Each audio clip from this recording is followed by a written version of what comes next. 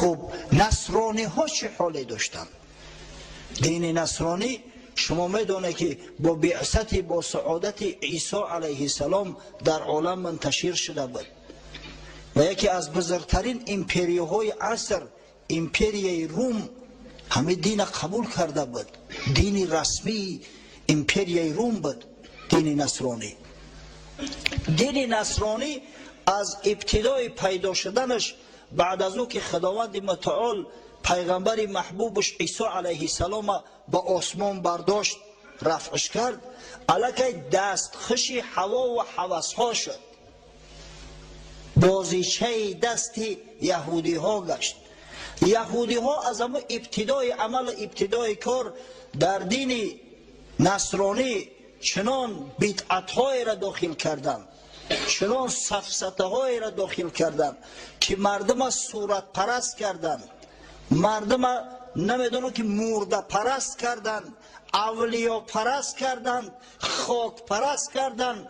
و او معجزه بزرگی که حضرت عیسی آورد و او توحیدی که در ابتدا در دین نصرانیت بود دیگه یک خواب خیال شده، خلاص یک خواب خیال شده. ما واقعا جهالت به حد رسید که الکی در عصر 4 بحث درباره 3 اقنوم می رفت. 3 اقنوم، این اقنوم با روسی ترجمه نکنم با فکرم نمیفهمه. سویتای ترویتسا میگن، اقنوم های ثلاثه: پدر خدا، پسر خدا و روح قدس. با اتیت بخ، اتیت سین، اسویتای دوخ. و میگن که و ایم یا اتسا ایسینا اسویتاگا دوخه. این همی 3 اقنومش همی است. الکی در اصل 4 همی پیدا شد و عاقبت الامر کار به درجه رسید که در ربع اخیر اصل 4، در 4/4 اصل 4 تمام عالم نصرانی همه 3 اقنوم قبول کرد. دیگه عقیده موحدی در خاک رفت.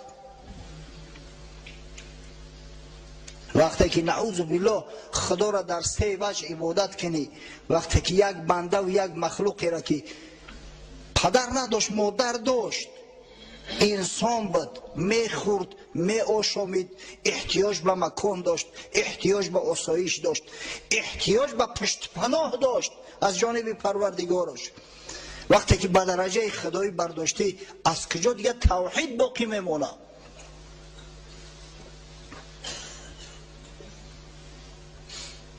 جیمز هیوستون یک عالم انگلیس است، مورخ، در کتاب معروفش تاریخ مسیحیان در پرتو علم جدید یا در پرتو علم معاصر همجا ثبت ساخته است که چی نوع 3 اقنوم در عالم مسیحیت خطر جو کرد، چی نوع توحید از بین مردم برآورده شد.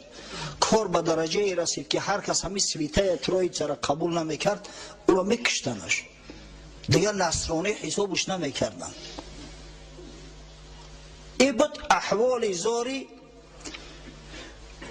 قوم و ملت دومی که اهل توحید بدن، اهل کتاب بدن. خب غیر این 2 دین های بزرگ جهانی کدام ها بدن؟ دین مجوس سیوم، یعنی دین زردشتی، همون دینی که متاسفانه امروز بعضی کافر بچه ها میخواهند از سر نو احیاش کنند، حتی در جامعه ما. خدا لعنت کرد کسی را که بالای سر مسلمانان میخواهد که عقیده زردشتی را بیارد. مردمی را که خدای تعالی 1300 سال قبل از همه عقیده زردشتی نجات داده بود، امروز باز میخواهند در زیر همین نجاست کشند.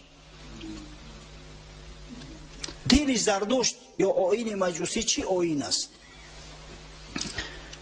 تقریبا در عصر 7 قبل از میلاد عیسی علیه السلام یک مردی شتربان با نام زردشت یا زرتشت را نزد پادشاه هخامنشی ایران، نزد ویشتاسپ یا همچنانه که در شاهنامه اومده است گشتاسپ اومد و دعوا کرد که من پیغمبر هستم و در میان مردمی که اگر چند با مجرد بسیار دور افتادن عهد پیغمبر آخران علاقه شریعت گم کرده بودند، طریقه عبادت نمیدانستند، اما به هر وجه خدا را یک میدانستند، آفرنده تمام مخلوقات فقط خدا را میدانستند. همه آیین مجوسی، آیین خدایی و شرک جاری ساخت. در سنن ابو داود آمده است حضرت عبدالله ابن عباس رضی الله عنهما شاه مفسران قرآن میفرماید کان اهل فارس یا این اهل فارس لما مات نبیهم کتب علیهم الابلیس المجوسیت. مردم فارس وقتی که آخران پیغمبرشون از دنیا گذشت، شاید اینا توحید از زمان حضرت ابراهیم علیه السلام گرفته بودند، اما از بس که ملکشون دورتر افتاد، حضرت ابراهیم هم دیگه ملک خچه و وطن خچه پرتفت، در عراق بود وطنش و به سوی شام رفت، مصر رفت. این مردم که از پیغمبر دور ماندن، شیطان آخر الامر همین مجوسیت دین زردشتی را در بالای این مردم بیچاره مطرح کرد. خلق بیچاره همه را قبول کردن. شما تاریخ ها را ببینه که مردم این سرزمین در حال دین زردشتی را قبول نکردن. حتی همین وشتاسپ یا گوشتاسپ به خاطر به گپ در آوردن رستم داستان و پدرش زالیزر که هنوز زنده بودن به سیستان رفت. چندین مدت در سیستان در نیمروز مهمان شد. مدت 6 ماه اون مردم به دین زردشتی خونده است. عاقبت الامر همون رستم قبول نکرد. اگر چنده نمیدانست که چی نوع خدا را عبادت کند، اما شما شاهنامه را ببینه، در همه جا وقتی که فردوسی از نام رستم گپ میزند، دعا و نیایش رستم هم میارد، دایم تاکید میکرد جهان را بلندی و پستی تویی، ندانم چی هر چی هستی تویی. پستی و بلندی این جهان تو هستی، من نمیدانم تو چه چیزی، صفاتی تر نمیدانم، از ذاتی تو بخبر هستم، نمیدانم که چی نوع عبادت کنم، اما پروردگارا همه قدر میدانم که هر چی هستی تو هستی، اول و آخر تو هستی، ابتدا و انتها تو هستی، ظاهر و باطن تو هستی. همین مردمی را که به هر وجه یک عقیده موحدی داشتن، این زردشت پدر سوخته عاقبت الامر گرفت مشرک کرد، مجوسی کرد.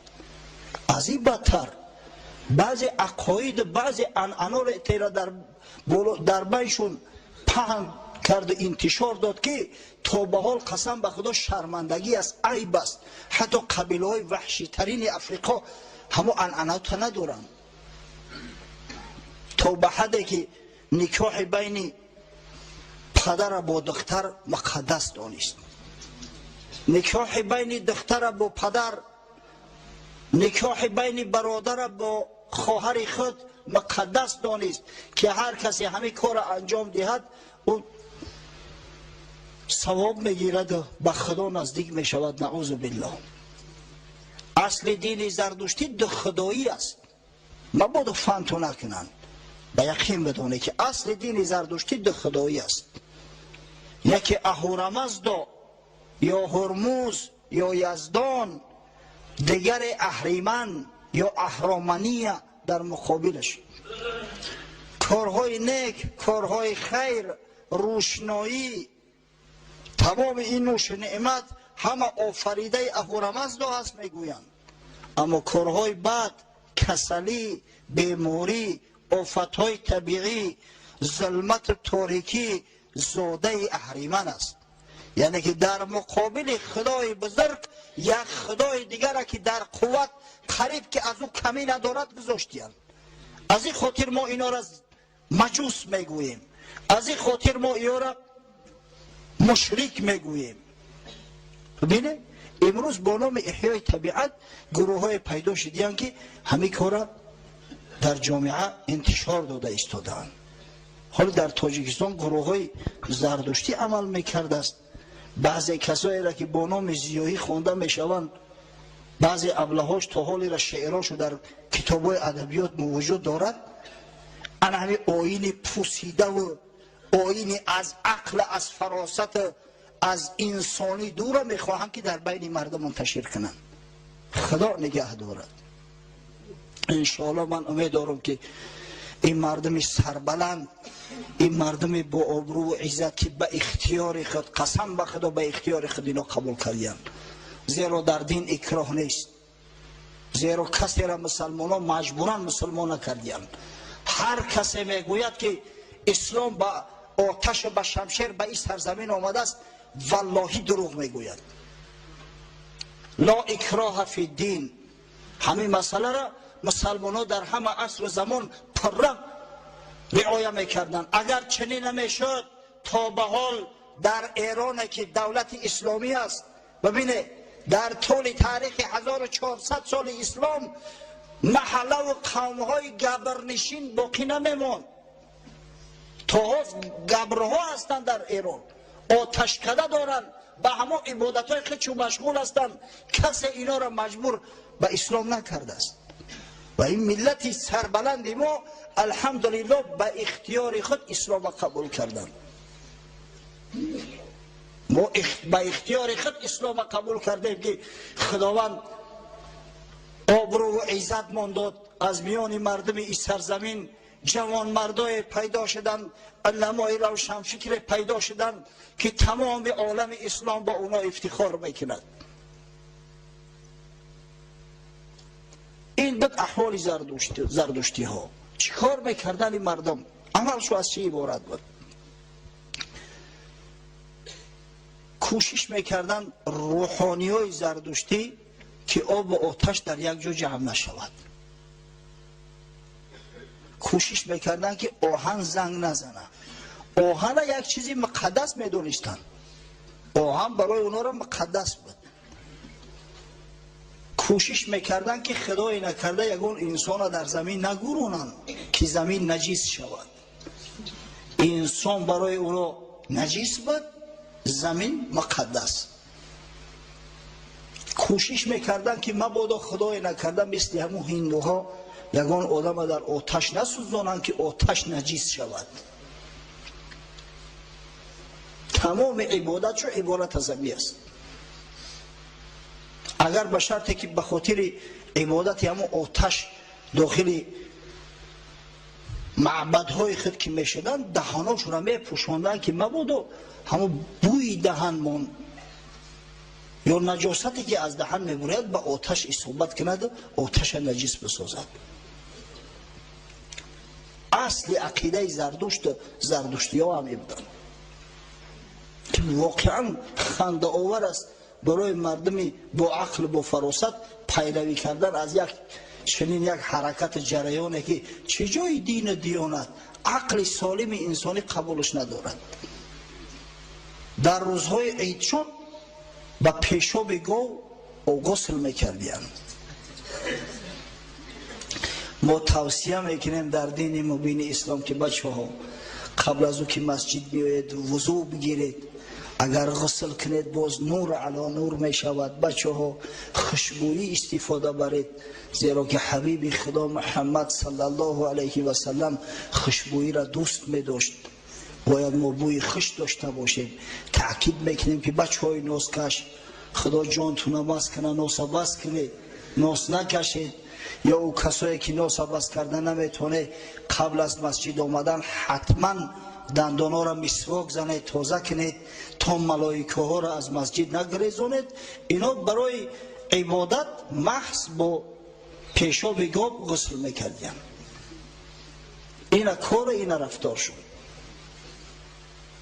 یک برادر ادعا کرد که همین تهمت است که گویا ترغیب تشویق میشده است که پدر دختر را به زنی گیرد. همه کار نیست، تهمت است در حق زردشتی ها. گفتیم برادر تنها کتاب زردشتی ها را به فکر بخوانده رو در گروه یگان تاریخه. اگر میخوندی این سفسطه را نمیگفتی. حتی بعضی پادشاه های ایران حرامزاده بودند. مثلا همون پادشاه داریوش که قدر معروف و مشهور است، از بابا شده است. باباش به مادر این میرسد، داریوش تولد میشود. یکی دخترش بود نامش همای، خیرتمند با دانش و نیکرای. شاه بهمن میگه که یک دختری داشت با نام هما، بسیار دختری با عقل، با فراست، بسیار زیبا صورت. پدر در پذیرفتش از نیکویی، بدان دین که خوانی ورا پهلوی. انمی به همین دین پهلوی که دین زردشتی است، پدر در پذیرفتش، یعنی پدر بزنی گرفتش.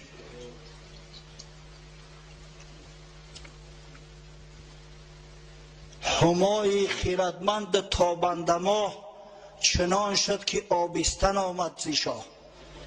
بگذار که تو کتابای تاریخ قبول نمیکنی که تاریخ تبری از مسلمان ها است، تاریخ البدایت و نهایه از مسلمان ها است. لا اقل تو چشمات کلانتر باز کن، فردوسی را بخون. فردوسی که معریخ نیست، یک عالم دانمارکی، یک عالم دنیگی با نام کریستیانسن، ارتور کریستیانسن، تاریخ ایران ساسانی یا که تاریخ ایران در عهد ساسانیان نام کتاب دارد. یک کتاب بسیار بزرگ است، به زبان روسی و به زبان فارسی ترجمه شده است. اگر کدام دسترس کرده بگیره بخونه، بعد ببینه که تا کدام درجه اینا غرق هوا و شهوت شده بودند، تا کدام درجه جاهل احمق شده بودند. اگه تصور کنه که امروز با کسایی پیدا شدن که همو آیین پوسیده را از نو با میخواهند احیا کنند، در میان مردم انتشار دهند. وای به حال تو.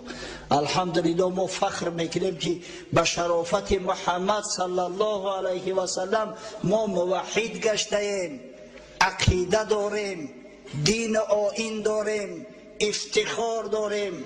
افتخار با اون داریم که امروز مردم مسلمان شاید در دنیا یگانه ملت موحد باشند. ما فخر میکنیم به او که خدای تعالی عقل فراست مون بیدار کرده است که در نزد یک بت سنگی سجده نمیکنیم، در نزد یک آتش سجده نمیکنیم، با پیشاب گاو غسل نمیکنیم. این فخر افتخار ما است. با کجا ما را میکشیم؟ حضرت مولوی روم یک قصه آورده است. آن یهودی گبرک آتش پرست، بحر عذب هند در کشتی نشست. باد شرطه کرد گمراهی رشید، باد کشتی غرق کن اندر رسید. یک گبرک از همون محله گبریان تهران به خاطر سفر هندوستان به خلیج فارس می آید. در هندوستان گبری ها زیادند، یعنی همون آتش پرستا و زردشتی ها زیاد هستند.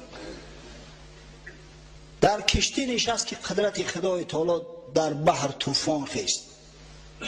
طوفان بحر میدونین آخه بعضا طوفان به حد بلند می شود که کشتی های معاصر و زمانویه که اقیانوسگرد هستند همش با موتور کار میکنن، بعضیش غرق میشوند. تصور کنه که در او عصرهای میانه کشتی های خوردی بادباندار چی نو میتونستن که در مقابل او طوفان ها مقاومت کنن.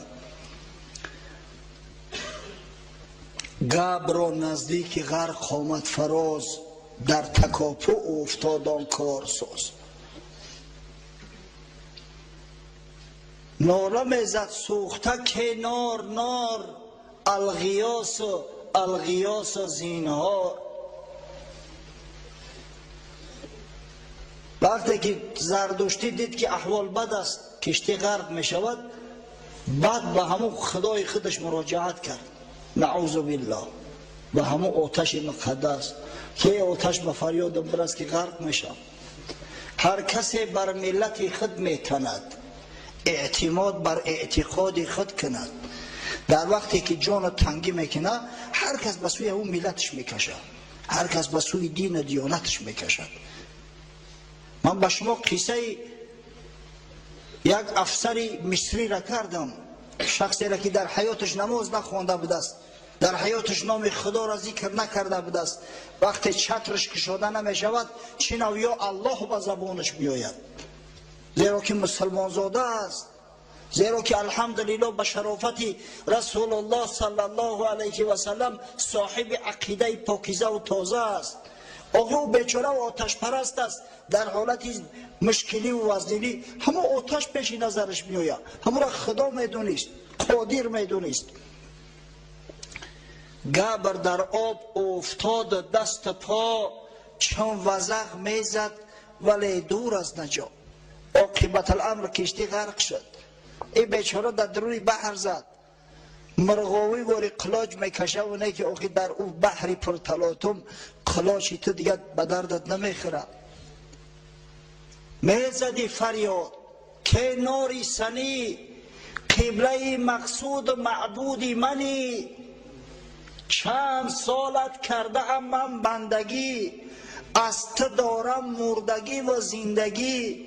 ببینه در چه حالت قرار داره، در دروی آب غرق شده است، اولم امید به همون آتش کرده است که من چندین سری سال تو را بندگی کردم، حیات ممات من در دستی تو است. آتش میگه زان پرستیدم تو را در انجمن، تا چنین روز رسی فریادی من. با او خاطر من تو را عبادت کردم که در همین روزی سختی دستگیرم شوی. غیر تو پشت پناهم نیست کس، غرق آبم آتشا فریاد رس. غیر تو دیگه پشت پناه ندارم، در آب غرق شده استم، ای آتشا که به فریادم برس. از قضا ملاح مردی پخته، مانده بد نزدیک او بر تخته. اکل کشتی نشینا همه غرق شدیان، در پهلوش یک ملاح، یک مریک مسلمان چخانی کرده است، یک پاره همه کشتی شکسته را زیر دست آورده است، بالای همه تخته سوار. ایرم خدا گفته است، ایرم جانش در تلواسه است. خنده اش آمد از آن آتش پرست، خودش در همه حالت جان کهاندن است. از گفتار از رفتار این مردک در خنده زد. گفت او را ای زیباد عجب مست، آتشی که کرده ای او را پناه. عبد اوی و از او زینهار خواه، او همر چون تو در این شش در بدی، حال او از حالی تو بدتر بدی. این رود در گور گفت احمق، تو نخود در همین حالتم عقلت بسرت نیاید. آخه او آتشی را که تو از او کمک میخواهی، اگر در جای تو میشید حالی او از حالی تو زارتر میشید. ابله احمق، خداوند تو را از خاک خلقت کرده است، آب تو را غرقت میکنه نگیره میکشد، محلول نمیشه در آب. اما او بیچاره آتش در یک لحظه خاموش میکنه. خالق آتش بود فریاد رس، غافل از رحمت مشو ای هیچ کس. ای رود در گور، فقط انمو خالق آتش به فریادت میرسه، خالق آب در این لحظه به فریادت میرسه. ببینه این افتخار ما را ببینه، مولوی با چه فخر افتخاری قصه را آورده است که مسلمان ها شما افتخار داشته باشه که الحمدلله ما اینایی که دین متین داریم، در راه درستیم، در راه راستیم، خداوند ما را نجات داده است. و ایلو مثل همون زردشتی آتش مقدس گفته میگشتی.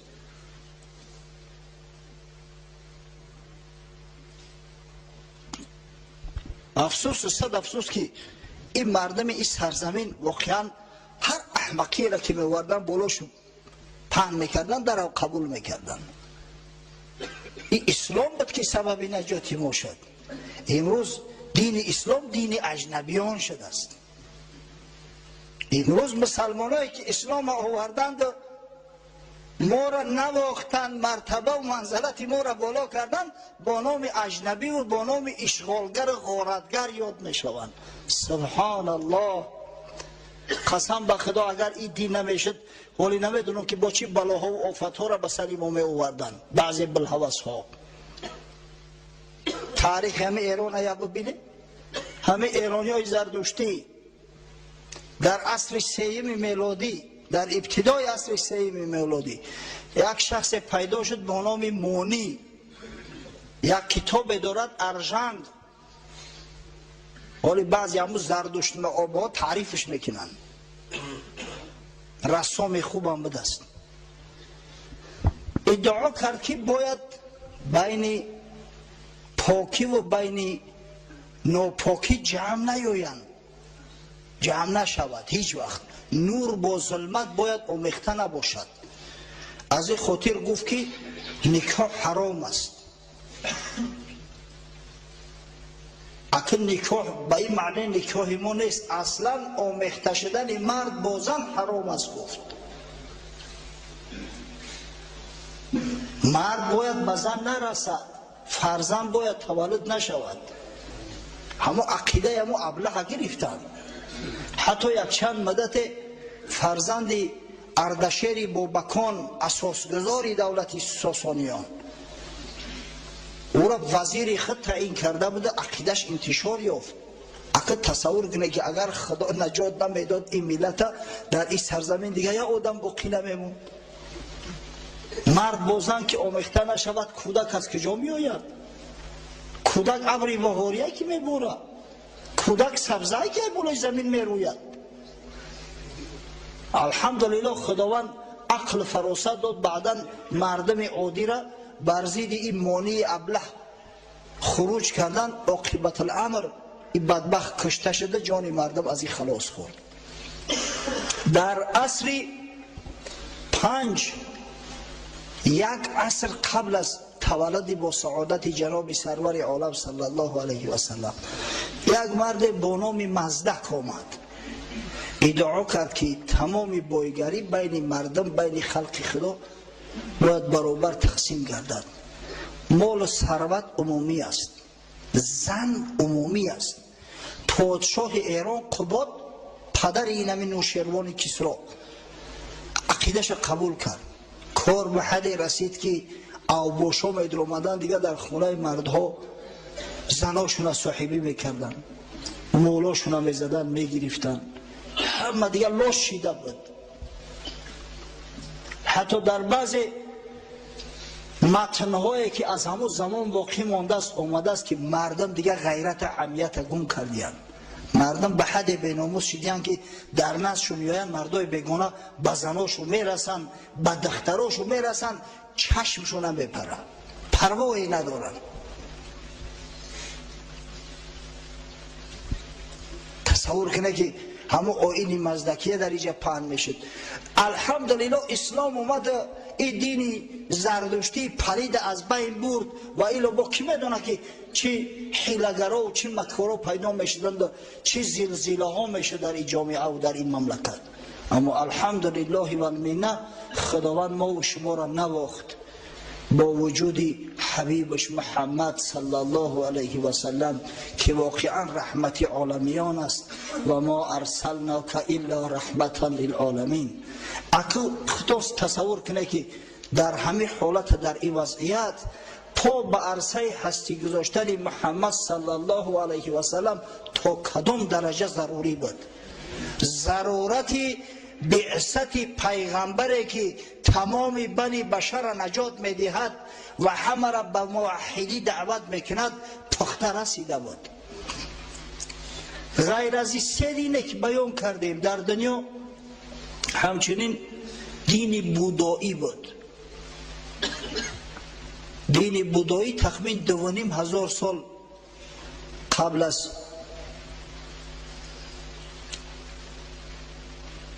تولد حضرت عیسی علیه السلام پیدا شده است.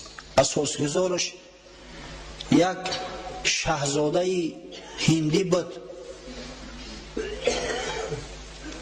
یک شاهزاده هندی از خانه پدرش خارج می شود، چند مدت در ابتدا عبادت خدا می کرد. بعدا متاسفانه آمد مردم خداش گفتن، گیتا ما گفتن یک شخص. و این دین بودایی تا به حال عالما در تعجب هستند که آیا همه به خدا باور داشته باشند یا نه. در انسیکلوپدیای بریتانیا اومده است، میگه تمام علمای حتی معاصر بعد این قدر تحقیقات ها حالی هم به یک خلاصه ناومدن که آیا همه به موجودیت خدا باور دارند یا نه. دین بودایی از دو حصه عبارت است. دین لامائیزم میگن که سردارش هم دلای لاما است، تیبتی، و دویمش یک حرکتی که در ژاپن در کره او را قبول کردیان. در امریکا وقتی که ما بودیم یک عده از جمله‌ها به یک معبد بودایی ها بردن ما. یک نفرش آمد و همون نماینده بودایی های کره آمده است و او طوری گپ زد او بدبخت بر روح باور ندارن، نعوذ بالله، به خدا باور ندارن، به زنده گشتن بعد مرگ باور ندارن. عجیب کار ببینه که دینی که به خدا باور ندارد، جریانی که به خدا باور ندارد، تا حاضر عرض وجود میکنه، تا حاضر در دنیا هست، تا حاضر طرفدارا دارد. وقتی که شخص به خدا باور نکرد، به روح باور نکرد، از دستش همه کار چشمدار شدن ممکن است.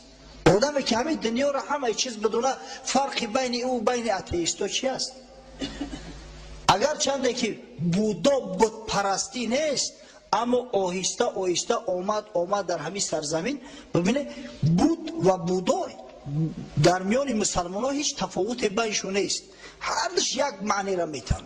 اما بت پرست شدن، صورتی همون پادشاهشون، همون شاهزاده را کلان میکنن، در نزدش سجده میکنن، سر میچکن، قهقرن قفا میوین، حقوق ندارن که با پشون سینی هم کنن. در برابر این با دین هندویزم در هندوستان، دین هندویزم 330 میلیون خدا داشتی، نعوذ بالله. گاوم خدا است نزد اونا، شاید خرم نزد خدا باشه، ماریکاب را برای ورج خدا هست. هر چیزی که در نظرشون معقول میشید خداش میگفتن، با پگه اگر لازمش میشید میخوردنش، با یک خدای دیگه انتخاب میکردن.